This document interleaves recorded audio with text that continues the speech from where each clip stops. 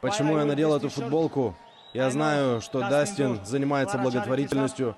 Ребят, я обязательно продам эту футболку. И все вырученные деньги отправлю Дастину Порье. Вот что я хочу сделать, знаете? И почему у нас было так много взаимоуважения перед боем? Потому что в мой предыдущий бой против этого булшит-болтуна происходила куча всего сумасшедшего, и я хотел забыть все это.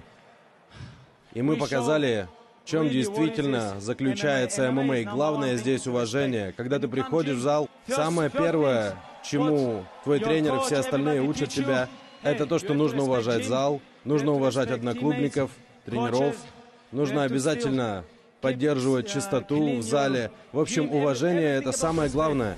ММА не строится на трэш-токинге. Именно это мы показали с Дастином Порье и его отличной командой. Знаете, в общем, спасибо всем большое.